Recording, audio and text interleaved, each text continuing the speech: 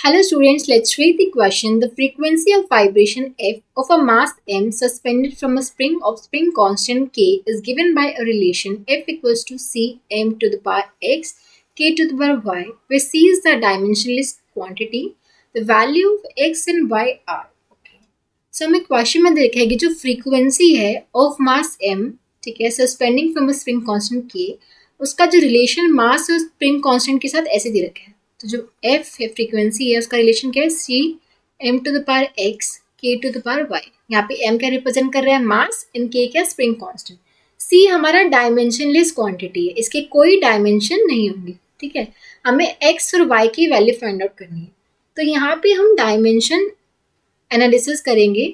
अब ये फॉर्मूला अगर ऐसे लिखा हुआ है तो डायमेंशनली करेक्ट होगा, ठीक है। तो हम दोनों साइड डायमेंशन कंपेयर करके एक्स एंड वाई की वैल्यू फाइंड आउट कर सकते हैं। अब फ्रीक्वेंसी है, फ्रीक्वेंसी के डायमेंशन क्या होते हैं, फ्रीक्वेंसी के डायमेंशन क्या होते हैं, फ्रीक्वेंसी का फॉर्मूला क्या होता है, 1/t होता है, राइट। टाइम पीरियड का रेसिप्रोकल होता है। तो यहाँ से जो फ्रीक्वेंसी के डायमेंशन आते हैं वो t टू द पावर -1 आते होते हैं, ठीक है। तो इस पूरी टर्म के डायमेंशन हमारी राइट हैंड टर्म के डायमेंशन के इक्वल होनी चाहिए। तो फ्रीक्वेंसी के डायमेंशन तो गए t to the power -1। c हमारा डायमेंशनलेस है और m क्या हमारा मास, तो मास के डायमेंशन क्या होते हैं, कैपिटल M के इक्वल।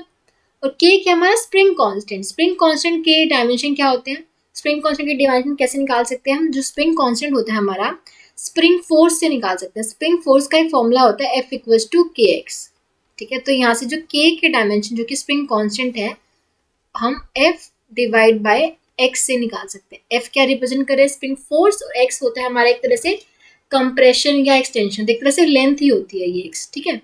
तो F फोर्स से, फोर्स के डायमेंशन हमारे पास क्या होते हैं, mlt-2, और x क्या है, लेंथ है, तो इसकी डायमेंशन l।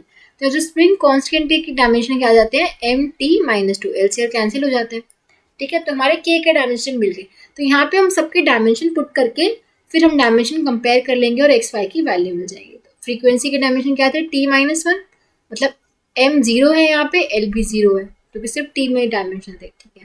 तो c तो डायमेंशन लेस है, m की डायमेंशन क्या है, कैपिटल M, उसकी पावर क्या हो जाएगी x, और k के डायमेंशन क्या थे, mt-2, ठीक है, की पावर y।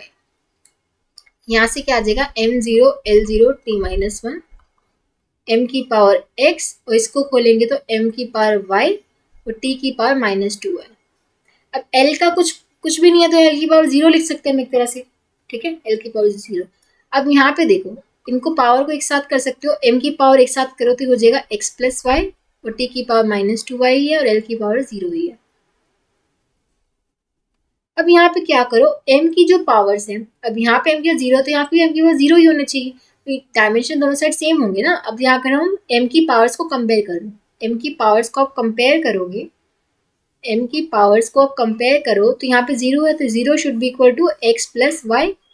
फिर आप t की पावर को कंपेयर करो, t की पावर कंपेयर करोगे तो -1 इक्वल्स टू -2 है, ठीक है। तो यहाँ से देखो l की करोगे तो 0 0 ही दे रखे है ऑलरेडी, तो ये कैंसिल हो गई। y की वैल्यू आपको क्या मिल जाएगी, 1/2, y की वैल्यू आ गई 1/2।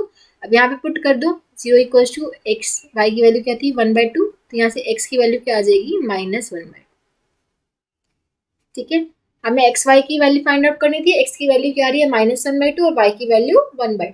तो किससे मैच कर रहा है, हम देख सकते हैं ऑप्शन डी से मैच कर रहे हैं, option D, x -1/2 and y 1/2। So option D would be the correct answer. I hope आप सबको समझ आया होगा। Thank you so much.